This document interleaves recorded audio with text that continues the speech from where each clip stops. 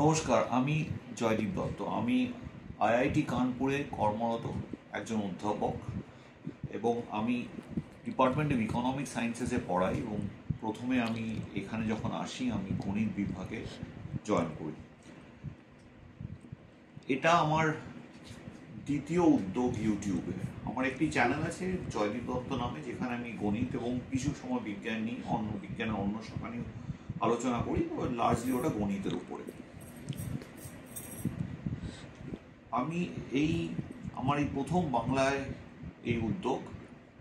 আমি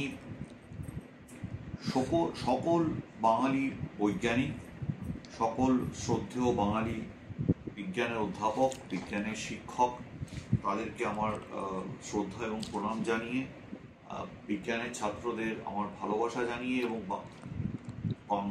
বিজ্ঞান পিপাসু বাঙালি মানুষদেরকে আমার শুভকামনা জানিয়ে স্বাধীনতা দিবসে আজকের এই ইম্পর্টেন্ট দিনে আমি এই চ্যানেলটা শুরু করলাম। এই চ্যানেলটা শুরু করার পিছনে প্রফেসর অশোক কুমার মল্লিক, আমাদের এখানকার কিংবদন্তি অধ্যাপক, যিনি এখন অবসরপ্রাপ্ত, ওনার এনকারেজমেন্ট রয়েছে। এটার দুটো পার্ট ছিল এটা চালু, এই চ্যানেলটা আসাতে। একটা ছিল যে এই বছরটা শুধু কোয়ান্টাম মেকানিক্সের 100 ইয়ার্স না, এটা বোস আইনস্টাইন থিওরি বা মানে বোস আইনস্টাইন সংখ্যায়ন তত্ত্বের 100 বছর পূর্তি হলো। সেই উপলক্ষে যেহেতু বঙ্গীয় বিজ্ঞান পরিষদ শ্রদ্ধেয় আচার্য সত্যেন্দ্রনাথ বসু শুরু করেছিলেন এবং বাংলায় বিজ্ঞান চর্চাটার উপর উনি গুরুত্ব দিয়েছিলেন, সেক্ষেত্রে এই বিশেষ বছরে এরকম একটা চ্যানেল চালু করতে আমার খুবই ইচ্ছে হলো এবং সেই জন্য আমি এটাকে আগেই নিয়ে গেলাম। আশা করি নিজের ভাষায় কথা বলে বাংলায় বিজ্ঞান চর্চা করলে খুবই আনন্দ পাবো, কারণ এরকম ধরনের চান্স কখনো আগে আসেনি। এরকম ইংরেজি মাঝে মাঝে বেরিয়ে পড়ছে, কারণ আমরা ইংরেজিতে পড়িয়ে এবং ইংরেজিতে গবেষণা করে এতটাই অভ্যেস হয়ে গেছে, সুতরাং বাংলায় বিজ্ঞান চর্চা করাটা হয়তো ফট করে চলে আসে না, কিন্তু তবুও এটা আমাদের ডেফিনেটলি করা উচিত। মাঝে মাঝে ইংরেজি বেরিয়ে পড়লে তার জন্য আমি ক্ষমা প্রার্থী, কিন্তু সেটা হয়তো হয়ে যাবে। এটা আমাদের বাঙালি কালচারের মধ্যে রয়েছে। বিজ্ঞান শুধু আমাদের একটা জাস্ট কোথাও একটা জিনিস রয়েছে আলাদা করে নয়, বাঙালির জীবনের বিজ্ঞান ওতপ্রোতভাবে জড়িয়ে আছে, কারণ এটা বাঙালির কালচার বা আমাদের সংস্কৃতির অঙ্গ। এই জিনিসটা যে বাঙালির কালচারের সাথে বিজ্ঞানের অঙ্গ, কোনো জাতির কালচারের সাথে বিজ্ঞান জড়িয়ে থাকাটা ভারতবর্ষে অন্য জায়গার সাথে ওদের এটা খুব দুর্লভ ব্যাপার। এটা বোধহয় অতটা সহজ না, অত ভুলও হতে পারি। আমার যতটুকু এক্সপিরিয়েন্স আছে তাতে বা আমার যত অভিজ্ঞতা আছে তাতে আমার তো মনে হচ্ছে যে আমাদের ওখানেই এটা কালচারের একটা অঙ্গ। মানে বিজ্ঞান নিয়ে পড়াশোনা করাটা আমাদের কাছে গর্বের ব্যাপার। তো এখানে এই চ্যানেলের থ্রু দিয়ে আমি নানা রকম বিজ্ঞানের বই, যেটা বাংলায় লেখা রয়েছে, কিছু ক্ষেত্রে কিছু বই যেগুলো ইংরেজিতে লেখা রয়েছে বাংলায় ট্রান্সলেট হয়নি, সেগুলোর আলোচনা করব বাঙালি ছাত্রদের জন্য।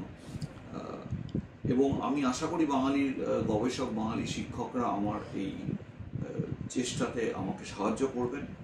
আমি অশোক দাকে খুবই ধন্যবাদ জানাই।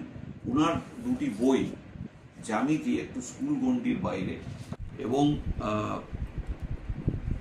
অশোকদা এখানে মেকানিক্যাল ডিপার্টমেন্টের অধ্যাপক ছিলেন এবং ওনার মেকানিক্সের লেকচার কিংবদন্তি, এবং উনি অবসর নেওয়ার পরে, রিটায়ারমেন্টের পরে, উনি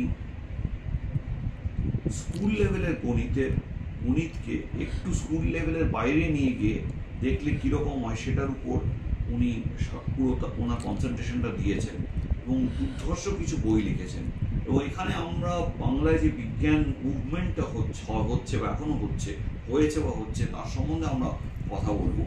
তো আশা করি আমি বাঙালি ছাত্র বা বাঙালি অধ্যাপক, শিক্ষক, তাদের প্রত্যেকেই সহযোগিতা পাবো, এটা বলি আজকে আমি আমার এই প্রোগ্রাম শেষ করছি।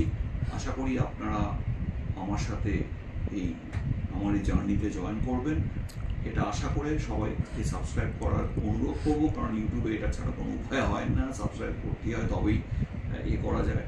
এবং আমাকে রিচ করা ফেয়ারলি খুব সিম্পল, ইমেলও আছে, টেলিফোন নাম্বার দিতে পারে যদি পার্সোনালি কানেক্ট করেন।